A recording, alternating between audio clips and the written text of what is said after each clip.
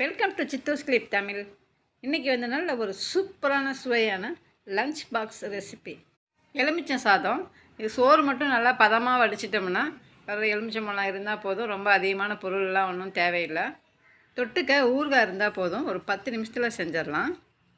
இப்போ இந்த எலுமிச்சம் சாதம் செய்கிறதுக்காக ஒரு கடாய் அடுப்பில் வச்சுருக்கேன். சூடானதுக்கப்புறம் 4 டீஸ்பூன் நல்லெண்ணெய், 1/2 டீஸ்பூன் கடுகு உளுத்தம்பருப்பு, 1 டீஸ்பூன் கடலைப்பருப்பு உளுத்தம்பருப்பு ரெண்டும் சேர்ந்து, ஒரு 4 காஞ்ச மிளகாய் 2ஆக கிள்ளி போட்டிருக்கேன்.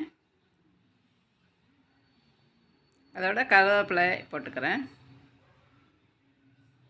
நல்லா வணங்கினதுக்கப்புறம் இது வறுத்த வேர்க்கடலை தான். 1 டீஸ்பூன் வறுத்த வேர்க்கடலை போட்டிருக்கேன். 1 டீஸ்பூன் வந்து ஒரே ஒரு பச்சை மிளகாய், ஒரு சின்ன துண்டு வெங்காயம் போட்டுட்டு இது நல்லா வதக்கிடணும். நல்லா எண்ணெயிலேயே பொரியணும் இது எல்லாமே. இதில் நமக்கு தேவைப்பட்ட இஞ்சி ஒரு சின்ன பீஸ் எடுத்து ரொம்ப பொடியாக நறுக்கி இதில் சேர்த்துக்கலாம், இல்லாட்டினா வேண்டாம். இப்போ இது பெருங்காயத்தூள் வந்து ஒரு சிட்டிகை பெருங்காயத்தூள் போடுறேன். அந்த எண்ணெயில் பெருங்காயத்தூள் நல்லா பொரியணும். ஒரு சிட்டிகை மஞ்சத்தூள் போடுறேன். இந்த மஞ்சத்தூளில் வந்து நல்லா எண்ணெயில் வதங்கணும். அதில் இருக்கிற பச்சை வாசனை போகிற அளவுக்கு நல்லா வதங்கணும். ஏன்னா இதுக்கு மேலே நம்ம சாப்பாடு போடும்போது மஞ்சத்தூள் வதங்காது. அதனால் இப்போ எண்ணெயிலே வந்து நல்லா வதக்கிடணும். பச்சை வாசனை போகிற அளவுக்கு வதக்கி எடுத்துடணும்.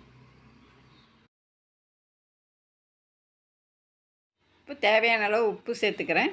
இப்போ நம்ம இதில் எவ்வளோ சாதம் நம்ம இது எலுமிச்சை சாதம் செய்ய போகிறோங்கிறது நமக்கு தெரியும். அதுக்கு தகுந்த மாதிரி உப்பு இதில் சேர்த்துக்கணும். இப்போ நான் பதமாக வடித்த அந்த சோறு இதில் சேர்த்துக்கிறேன். சோறு வந்து எலுமிச்சை சாதம் செய்யும்போது அதுக்கு தகுந்த மாதிரி ஒரு பதமாக வடிக்கணும். இந்த பதத்தில் இருந்தால் தான் எலுமிச்சை சாதம் செஞ்சு நம்ம கலக்கும்போது கரெக்டாக இருக்கும். இல்லாட்டினா சூட்லேயே நம்ம கலக்கிறோம்னா அப்படியே குழஞ்ச மாதிரி பொங்கச்சோறு மாதிரி ஆயிரும். ஒரு 2 கரண்டி சோறு போட்டதுக்கப்புறம் அப்படி அடியிலேருந்து கரண்டியை வந்து இப்படி அடி சைடாக விட்டு தான் மேலே எடுத்து போடணும். போட்டு இந்த மாதிரி கலந்துட்டு கொஞ்சமாக கலந்து விட்டுட்டு அதுக்கப்புறம் மீதி சாப்பாட்டை மேலே போட்டுவிடலாம். சோறு கலக்கும்போது நம்ம அடுப்பை வந்து சிம்மில் வச்சுட்டு கலக்கணும்.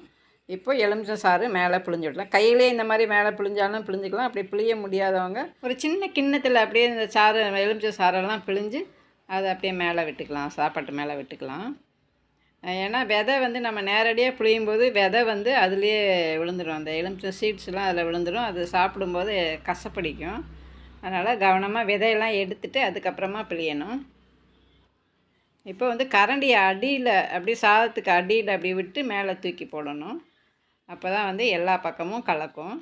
அதோட சோறு குலையாமல் இருக்கும். நல்லா உதிரி உதிரியாக இருக்கும். இந்த மாதிரி இப்படி கொஞ்சம் கொஞ்சமாக எல்லாத்தையும் ஃபுல்லாக எல்லாம் அடியில் விட்டு விட்டு எடுத்து மேலே போட்டு சோத்தை அப்படி தான் கலக்கணும். இந்த மாதிரி கலக்கும்போது தான் அந்த எலுமிச்சம் சாறும் எல்லா சாப்பாட்லேயும் படும். அடுப்பு இந்த சாதம் வந்து கலக்கிற வரைக்கும் அடுப்பு வந்து சிம்லேயே இருக்கணும். இப்போ முழுசும் இந்த மாதிரி நல்லா கலந்தாச்சு. சூடு பட்டுகிட்டே இருந்தால் தான் அந்த எலுமிச்சை சாறு பிழிஞ்சதும் அதில் இருக்கிற அந்த ஒரு எலுமிச்சை சாறு பிழிஞ்சு அப்படியே சாப்பிட்லாம். அதிலெல்லாம் எதுவும் பச்சை வாசனை அடிக்காது. இருந்தாலும் அந்த சூடு கிடச்சிட்டே இருக்கும். முழுசும் கலந்து முடித்தோன்னே மேலாப்பில் மல்லித்தழை தேவையானதை தூவி விட்டு இறக்கி பரிமாறலாம். ரொம்ப சிம்பிளாக செஞ்சிடலாம் அந்த எலுமிச்சை சாதம். அதிக டைமும் எடுத்துக்காது. ஒரு 10 நிமிஷம்தான் ஆகும். எலுமிச்சை சாதத்துக்கு தொட்டுக்கிறதுக்கு வந்து ஊறுகாய், உருளைக்கிழங்கு பொரியல், உருளைக்கிழங்கு சிப்ஸு, முறுமுறுப்பான சிப்ஸ் ஐட்டம் எல்லாமே இதுக்கு தொட்டுக்கலாம். நான் வந்து வீட்டில் மீல் மேக்கர் ஃப்ரை பண்ணியிருந்தேன். இதுவுமே தொட்டுக்கிறதுக்கு சூப்பராக இருந்தது. வீடியோ பிடிச்சிருந்தா ஒரு லைக்கை தட்டி விடுங்க. சப்ஸ்கிரைப் பண்ணி சப்போர்ட் பண்ணுங்கள். அடுத்த வீடியோவில் சந்திக்கிறேன். தேங்க்ஸ் ஃபார் வாட்சிங்.